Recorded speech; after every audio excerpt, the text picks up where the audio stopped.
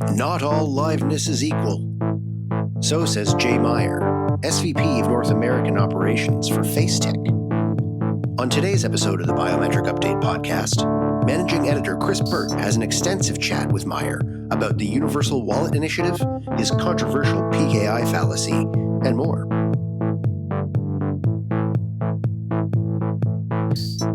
Hi, Chris Burt here for Biometric Update.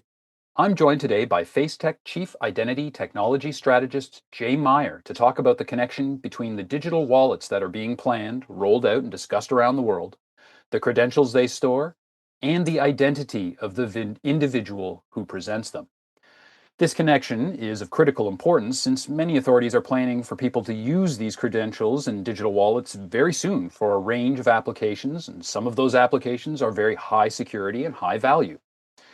As is to be expected from a representative of a company like FaceTec that has made its name and reputation as a leader in face biometrics and liveness detection, Jay has some thoughts about the role of biometric binding in this process.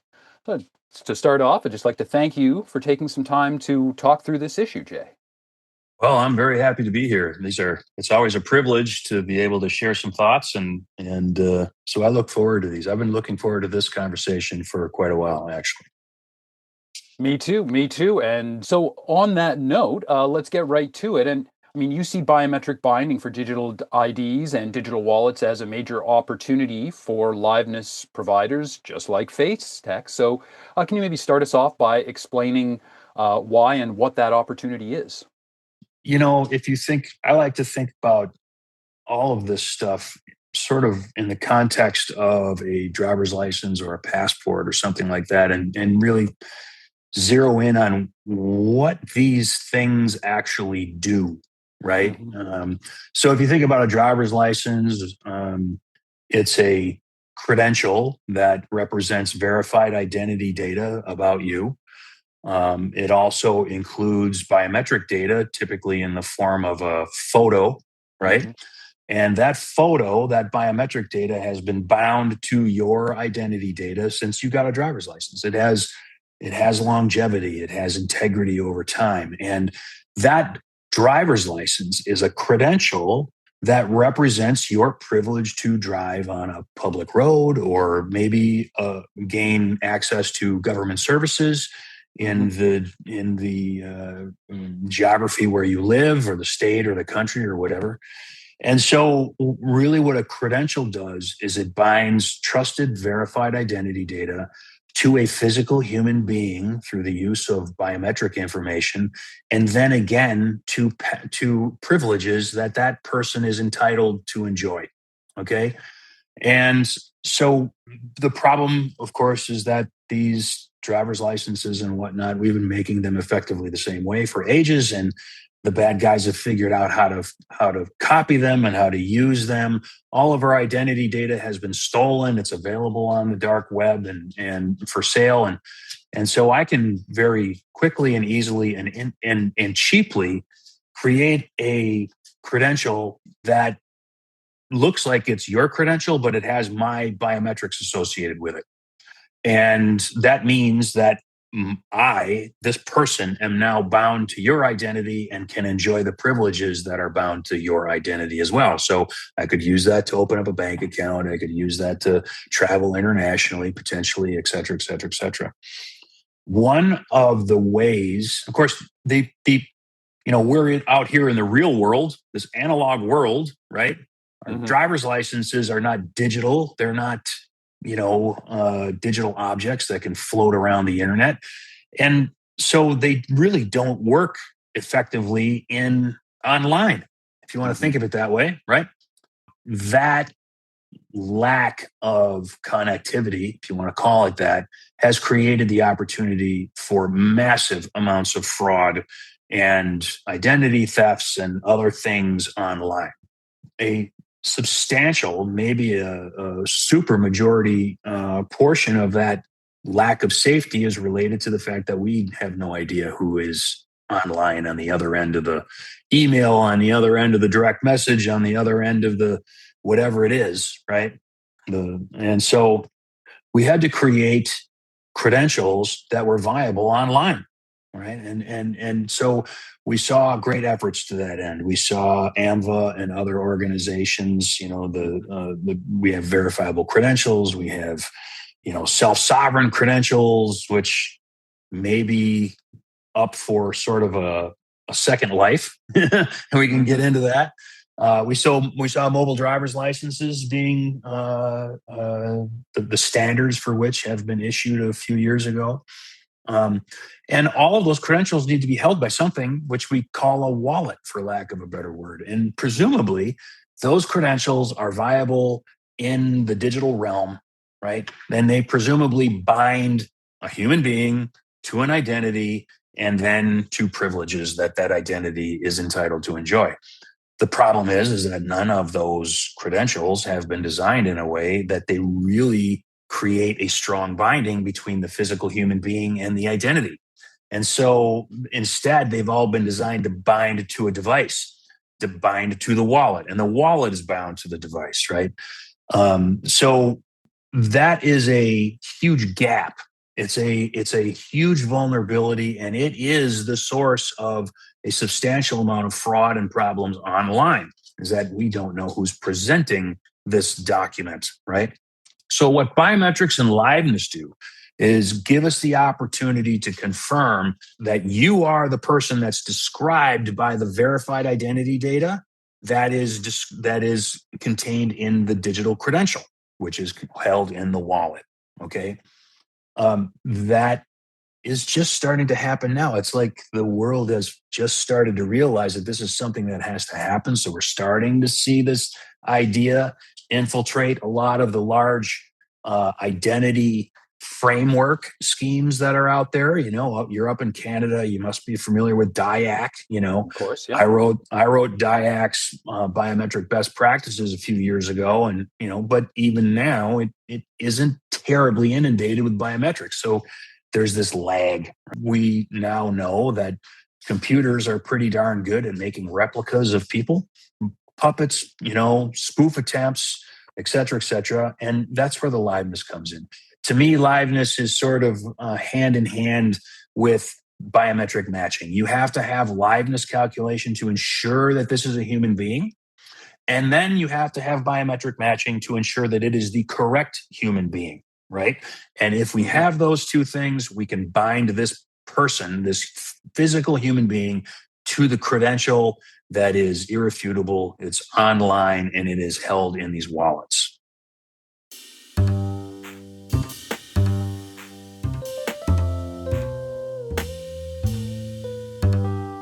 The process that you just described, or the method that you just described of binding that individual to their authoritative credential, this is obviously where FaceTec and many other biometrics providers kind of do the bulk of their business right now, is in the sort of what we tend to think of as a one-off KYC type process. Right. And so that, that raises the question, does that not represent, or does the switch potentially to more reusable IDs, credentials stored in digital wallets, does that not present a potential threat to FaceTec from a business perspective? No, in fact, it is the business case. The reusable IDs, just the same way your physical driver's license is reusable, right? Every time you get pulled over for speeding or whatever you get pulled over for, you hand them the same credential. The various things I get pulled over for. Yeah, every time you get arrested, Chris. But the same thing happens online, right? These credentials are not reissued every time you need to access a privilege. It's the same credential. And we use advanced cryptographic applications to guarantee the integrity of those credentials, the data contained in the credentials, and the binding of those credentials to a device like your phone, right? Which is basically, we call it held in a wallet, but it's basically just a way of binding that credential to the device. And every time you present that digital credential, every time you reuse the credential, there's still the possibility that we don't know who's in control of the device. And therefore, we don't know who's in control of the credential. And therefore, we don't know who's in control of the privileges associated with that credential. So liveness and biometric matching is absolutely required to use those credentials online every time you use them, right? And so the reusable credential actually is a recurring revenue stream for us because we supply the liveness capability, and presumably we get paid every time somebody uses our technology to confirm someone's alive. Make sense? So it sounds like, Jay, your perspective and FaceTec's perspective is, sure, the digital wallet may be used 10 times in the day. Somebody may pull it out at their public library for some reason so they can renew their library card or something like that. But from your perspective at FaceTec, you would say, well, that's not our business anyways. So it doesn't matter if that's that's not a missed opportunity for FaceTec. Well, it's the same it's mechanism. symbiotic. It's Right. symbiotic. You have to have both. You have to have all of the above. I like to say every time someone accesses a privilege, every time a privilege access control is negotiated, is a place where liveness proven biometrics need to be used to confirm that you are the person entitled to use that privilege. You are the person described by that credential, right? No matter how often it's used. We want those credentials being used all the time, repeating all the time, because every time that happens, we have the potential to do a liveness session, which means our business becomes more and more valuable. So it sounds like you're reversing it and saying that my point is incorrect in the sense that this is actually an opportunity to use liveness more frequently, more easily with a credential you have, and just expand the security of different interactions. Is that fair? It is like the primary opportunity. I mean, you don't need liveness. We sell liveness. Okay. We have a portfolio of other tools that we include, like we have the best one-to-one matching capability. We have fantastically accurate one-to-many matching capabilities. We have the doc auth stuff. We have the OCR or NFC chip technology. We have, age verification, age estimation. We have those capabilities available for anybody that signs up to use our liveness. Okay. But the only thing they pay for really is liveness. Every time you do a liveness check, that's a log in the log file that says we get paid another, whatever it is. And every time we do a liveness check, we get paid something, a fraction of a penny or multiple pennies. I don't know. It depends. So that is the opportunity for us. You don't need liveness out in the real world because I can shake your hand. I can look at you and know that you're alive. But online, looking at this video right now, the technology exists such that I cannot know for sure that you are actually a living human being that I'm talking to right now, right? Mm-hmm. And you cannot know for sure that I'm a living human being. That's where liveness comes in. And when we're talking about privileges, you need to know that it is the correct living human being. And that's where the biometric matching happens. So the problem out there right now is that, and this is a good segue into something that is just kind of kicking off, called the UWI, the Universal Wallet Initiative. Mm-hmm. There's so many smart people in this industry and around the world, and there's so many creative people. And when somebody said we need a wallet that holds digital credentials, 1,000 people said I can build that. Right. Mm-hmm. And they all went out and built a wallet, and their wallet works the way their wallet works. And the other guy's wallet works the way their wallet works. This credential works this way, and another credential works a different way. Okay. Sounds like an interoperability nightmare. It is. It's exactly. And if you look at the economic statistics out there, you would think that wallets and digital credentials would just be exploding on the scene, right? The revenue growth rates related to these technologies should be just astronomically high, right? A Wall Street dream, okay? But they're not. The growth rates, if a company is generating revenue at all, there's a good chance that their revenue growth rate is in the small single digits. Okay. Now that's not the same as identity verification services, which is related, but right. The business case for wallets has not really shown up yet. The business case for these frameworks has not really shown up yet. And a big part of that is because they don't talk to one another. The verifiable credential deal doesn't work interoperably with mobile driver's licenses. The, self-sovereign, which is a completely out on the distant planets from this other stuff, that really doesn't work with anything else. And so we have all of these wonderfully architected, cryptographically elegant systems that don't work together. And so if you're going to pick one, which one would you pick for your business? If you were a state or a government issuing a credential, which one would you go with? And now what you see is the behemoths like Apple and Google have their own wallets that are kind of, because their wallets are interoperating with all of these other pieces, mobile driver's licenses, getting on a plane, whatever. Apple even has their new Apple credential or Apple ID or whatever they call it.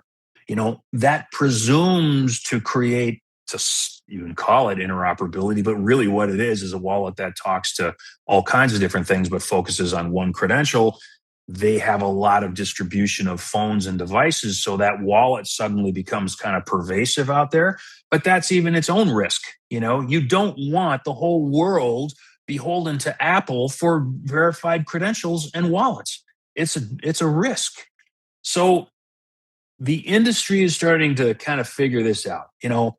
These super geeky engineers and code guys and programmers, I'm not one of them. I'm not a code guy. I'm not an engineer, but they're like artists. They've put their life into this, and they will go to the mat to tell you why they're, WW3C, whatever, 18013 mobile driver's license, self-sovereign, blah, blah, blah, DIDs. They will tell you that theirs is the only one you need, right? But nobody's picking any of them because none of them talk to one another, all right? So the industry and the biometrics and liveness sort of tagging along with that is in a place now where it's waking up to this interoperability problem. And we're seeing organizations that are trying to create interoperability between these frameworks and these systems where it didn't exist before. And this doesn't just relate to human credentials, it relates to credentials for machines too, right?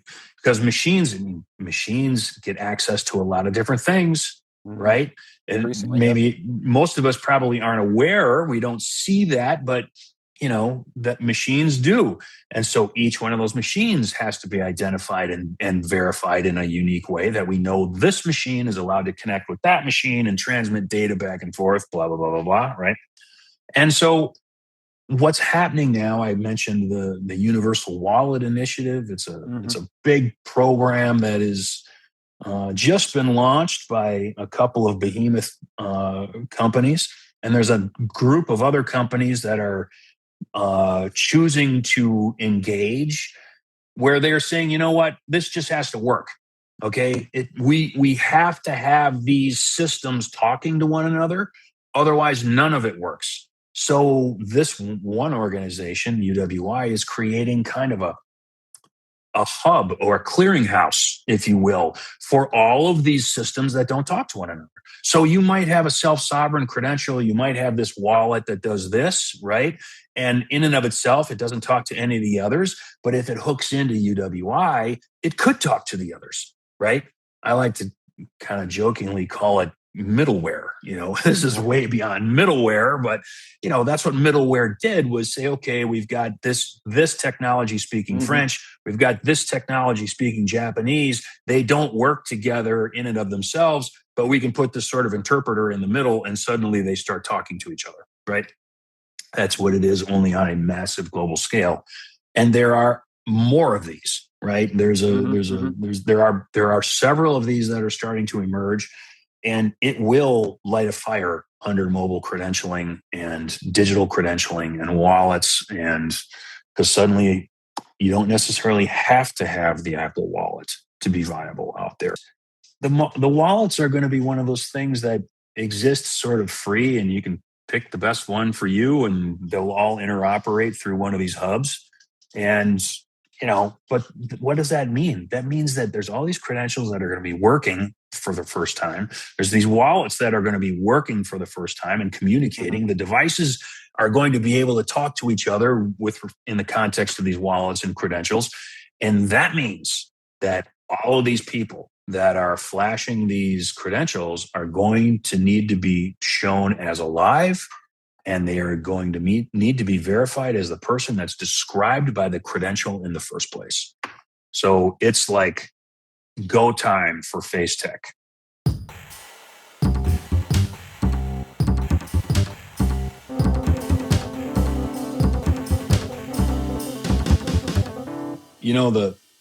The UWI is just an example, and I'm not I'm not representing UWI here. Okay, I can't speak to the internal mechanisms of UWI, but corporations have a way of getting stuff done faster than governments and standards bodies, right? They just announced Accenture and NTT just announced UWI a month ago, right? And my sense is that they are going to start not only the development of the business processes and business governance functions of this thing, but they are actually ready to go live on certain components of it, right? The identity frameworks, they're not even done with their internal development, much less the development of the interoperability between frameworks. So this thing, is it possible that something like a UWI may only have a 10-year lifespan? Yeah, sure. If you think about it that way, on the other hand, we might find that in 10 years, we don't need, the verifiable credential guys to be harmonized directly with the self-sovereign guys or the mobile driver's license, because it's effectively being done already. You know what I mean? So asymmetry could even become a market's sort of advantage if you choose the verifiable credentials version of. Well, it doesn't matter at this. If something like a UWI or another entity like a UWI emerges, maybe there's going to be multiple UWIs out there, and they all network together. I mean, I don't know. At some point, everything gets connected, and all this data starts to flow in a way that everybody can consume any piece of the data, regardless of what language is written in, if you want to think of it that way. But one of the first things that has to happen is we have to know who the credential describes, and we have to know that this person that is presenting the credential is in fact the person described by the credential. So, biometrics and liveness don't create interoperability by any means, but what they do is facilitate the viability of the big system. You know what I mean? There's no reason to go any further unless you know who you're dealing with. As the provider of that liveness technology and the biometric technology that that provides the binding assurance and and therefore this integral piece of the process, how do you contribute, or how do biometrics providers, liveness providers contribute to that interoperability, help it rather than hinder it, given that there's proprietary technology involved? There's when we talk about liveness, we even have active and passive and so on, so sort of different approaches to the same kind of problem. Right. And how so I guess what that leaves me wondering is how does that all interoperate? Well, first of all, liveness, there isn't an interoperability issue with liveness. Okay. There's nothing left. What does a liveness calculation produce? The deliverable is a yes or a no, right? Or it is, 99.9999% likely that this person is alive, right? Any liveness technology can produce that same result, if you will. The question is, at that point, is does this liveness technology actually work as well as the vendor says it does? Which liveness technology works the best? Which liveness technology works the best under certain circumstances, right? So we talk about, everybody talks about spoof attacks and injection attacks and all these things, right? there's an emerging industry. It has emerged, but it's about to take off in testing of liveness capabilities, and testing of biometric capabilities, because you could use anybody's liveness, but you don't want to use some of that liveness out there because you're going to get hacked immediately, right? You could use this biometric capability, but either it may or may not be appropriate for the use case that you're using. And if you don't know it works, you're subject to getting spoofed, right? You're subject to getting infiltrated by a hacker. And so liveness doesn't worry about interoperability, but the efficacy of the technology is critically important. And there is a huge difference between the stuff that works and the stuff that doesn't. And, the passive versus active question, that's really a question of how well does it work and why. Passive is important. Passive is the only thing that really is going to matter going forward. Active is kind of a joke, really, because the same AI-born systems can mimic a command response in a system. If I see you nodding your head in this video, right? I mean, that an AI bot could be providing that feedback for me, right? And if nodding your head was an indication that you are alive, that AI bot just showed that you're alive, even though you're not. You know what I mean? So passive is critically important. You and I have talked a little bit about these test labs that are emerging. There's a couple of them out there now, 2, 3 that at least are not associated with a government specifically, right? Okay. Yeah. These are independent test labs that give independent objective analysis of how well your liveness works or how well your matching works, right? And the test labs follow standards for how to test for these things, right? How do you test for an injection attack? How do you test for an attack that you may not be aware of, right? So the standards that have been developed, they are still under development, but they kind of standardize how the test labs are supposed to perform these tests. And then the test labs have to get as smart as they possibly can about the different attacks that are out there so that they can push those attacks and try and see if your system can catch it or not, right? There's a lot. We've learned a lot about testing over the last few years because the early bird adopters that were getting certified, quote, certified, unquote, we're getting certified to like the weakest, lamest, technologically unsophisticated attacks. Sure. Okay. So there's a problem. If you're certified to the lowest level of performance and it doesn't say you're certified, but you're only certified at this level of performance, they can come out and say, hey, we're certified. And on paper, it looks like they're just as good as the company that's certified for the highest level of performance, right? So that is all starting to emerge now in the test labs. So Jay, if I could jump in for a second there, it sounds like there's a few different takeaways that I just want to kind of call out there. And one of them is, something that, you and I have talked about before, and that, I'm sure you've had many conversations, even more conversations about this than I have, but know your algorithm, right? This is, something that Patrick Rother was, emphasizing to Biometric Update even as of a few years ago, kind of in the similar circumstances of, yes, we have all this technology that does that addresses the same kind of problem he was talking about in a matching context, but the same principle applies that they don't all work equally well, and you've really got to know as a relying party.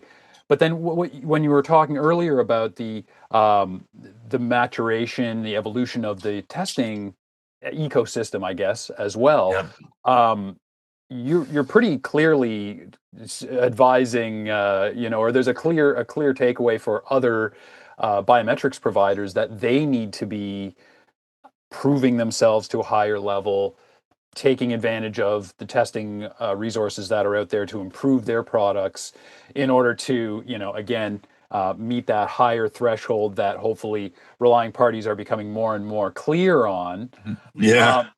But then everyone needs to be engaging with these frameworks as well, right? So that the pieces can can actually fit together and create an actual useful ecosystem instead of the situation that you were describing now. Is that kind of a fair assessment? It's a fair assessment. I mean, it's kind of, we're talking very holistically now, because these systems are, you really have to think about identity management in terms of a system of symbiotic systems. Okay. One of the problems, and, I came up with this thing called the PKI fallacy 5 years ago that a lot of people really didn't like. And they, what the PKI fallacy said was that just because you have a extremely elegant and secure cryptographic credential and binding to a device doesn't mean you know who's in control of the device or the credential or the privilege associated with it, right? And so left into itself, it's useless. It's actually a vulnerability. The cryptographic components of this system don't do everything they need to do. The biometrics don't do everything they need to do. The liveness cannot do everything that needs to happen inside of this more holistic system, right? They all depend on each other. That's why I say they're symbiotic. And look at 800-63, that NIST's guidelines for these identity management type applications inside of the federal infrastructure. Until the last iteration 4, they pretty much said, well, there's this biometric stuff out there, but we don't really trust it. So you're on your own if you use it. It's not a quote, but I think that's a pretty accurate description of how they kind of talked about it. You got to have asymmetric key pairs and cryptography is great. And this is, well, the new one has both. Why? Because the credentials weren't usable because we didn't know who was presenting them. It's just that simple. And so, what makes this? Do biometrics make a system interoperable? No, not really. That's not the way you need to think about it. But you have to have the biometrics and the liveness, and I would say the liveness and then the biometric matching, in order to make the other side of it viable. You have to have the cryptography side before the biometric stuff is viable, at least as the infrastructure is designed right now. I can make a case that we don't need any of those credentials if you have a good enough liveness and biometric, and we can call these devices dummy terminals, because really what we're talking about is a privilege that's bound to a human being, that's bound to a verified identity. You really don't need the credential at all if you can confirm to the highest possible confidence that this person is the person that's described by the identity that the privilege has already been assigned to. All you have to do is say, we know this is Jay, so yes, he gets into the bank account. We don't have to see Jay's driver's license. You know what I mean? But that's way off in the future. But it is the reason why you want to invest in biometrics companies and liveness companies now, because that's the future. 10 years from now, 20 years from now, that's what we're going to be doing.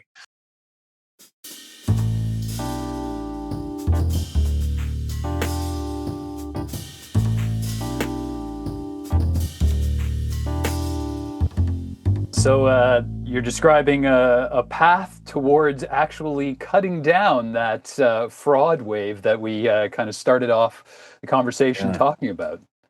That's when these capabilities finally come to fruition, and I don't think it's going to be too long before they do, you're going to see fraud rates drop materially, because the primary vector for the primary vector for online frauds and lots of other frauds is the transfer of a valid credential to somebody that's not allowed to use it.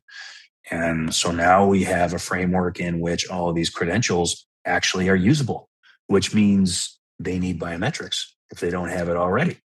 So we have high hopes. We think those types of systems offer huge opportunities for us, and it's all hands on deck, full speed ahead. This has to happen. let's wrap it there. But thank you very much for joining the podcast, Jay. I look forward to our next chat, which will be very soon. Thanks for the opportunity, Chris. I always enjoy our chats. We hope you enjoyed listening to this episode of the Biometric Update podcast. And if you did, please share it around. Thanks again to Jay Meier of FaceTec. You can visit them at www.facetec.com and get all the latest biometrics news at www.biometricupdate.com.